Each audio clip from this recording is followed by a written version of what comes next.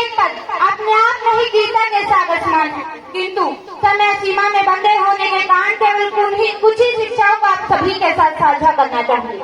सर्वप्रथम मैं आपको इस बात से अवगत करवाना चाहूंगी कि भगवान श्री कृष्ण ने भगवत गीता का दिव्य ज्ञान क्यों दिया था। जब हम पहली बार गीता को पढ़ते हैं तो एक धृतराष्ट्र के रूप में पढ़ते हैं। जब धृतराष्ट्र पुत्र के वियोग में व्याकुल हुए, बेचैन हुए, भगवत गीता के पहले अध्याय के पहले श्लोक में संजय से पूछते हैं कि धर्म क्षेत्र कुरुक्षेत्र संवेता युद्ध मामता पांडवाशिव हिम गुरुवत संजय। हे संजय, मुझे बताओ कि युद्ध की इच्छा से एकत्र हुए मेरे और पांडव के पुत्र युद्ध भूमि में क्या कर रहे हैं। क्या कांड था कि महाभारत का युद्ध कुरुक्षेत्र की भूमि पर हुआ, और क्या कांड था कि भगवान श्री कृष्ण ने युद्ध से ठीक पहले अर्जुन को भगवत गीता का दिव्य ज्ञान दिया।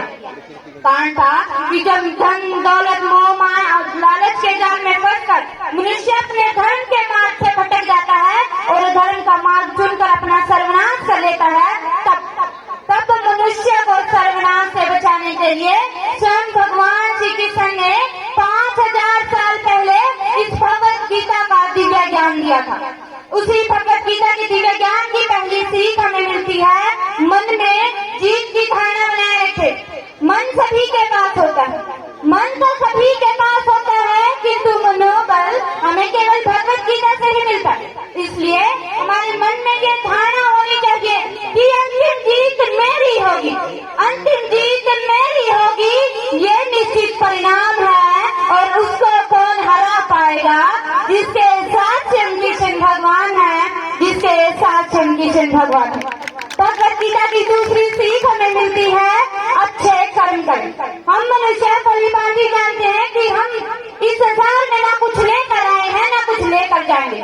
जो हमारे साथ जाएगा वो है हमारे अच्छे कर्म।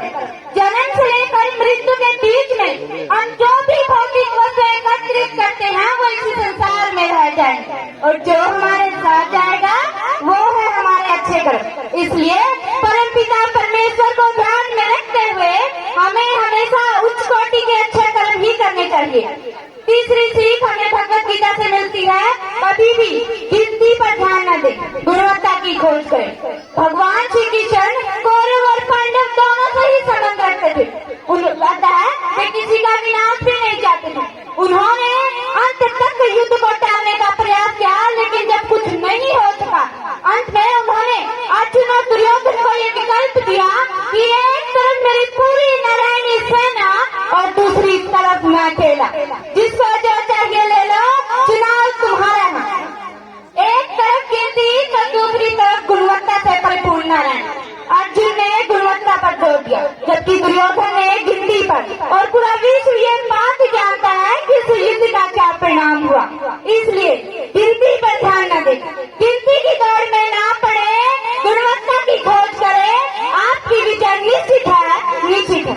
चौथी सीख भगवत गीता से हमें यह मिलती है कि किसी भी काम को करने से पहले उस काम के प्रति मन में कोई संशय न रखें। भगवत गीता के पहले अध्याय में अर्जुन प्रश्न करते हैं, श्री कृष्ण उत्तर देते हैं।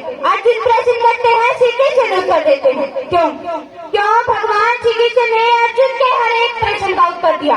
क्योंकि भगवान श्री कृष्ण ये चाहते थे कि युद्ध से पहले अर्जुन के मन में कोई संशय न रहे। ठीक उसी प्रकार किसी भी काम को करने से पहले हमारे मन में उस काम के प्रति कोई संशय नहीं होना चाहिए, अन्यथा वो काम हम ठीक से नहीं कर पाएंगे। जब दुर्योधन भगवान श्री कृष्ण से युद्ध के लिए उनकी पूरी नारायणी सेना मांग लेते हैं, तो भगवान श्री कृष्ण अर्जुन पर व्यंग्य करते हुए कहते हैं कि हार निश्चित है तेरी, हार निश्चित है तेरी, मत हो तू उदास। अरे माखन तो दुर्योधन ले गया, अब बची है सिर्फ छाछ।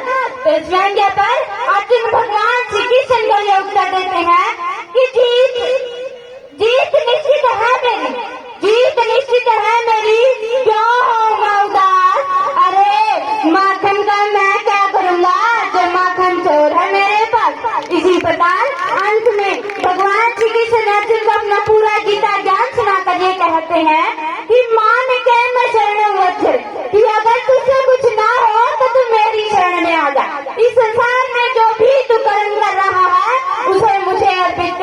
जा और मेरा पूर्ण से शरीर ज्ञान तुझे प्राप्त हो जाएगा। अंत में अपनी वाणी को विराम देते हुए कुछ पंक्तियां कहना चाहूंगी कि पिन जले बभूति नहीं, पिन जले बभूति नहीं, पिन जले अनुभूति नहीं।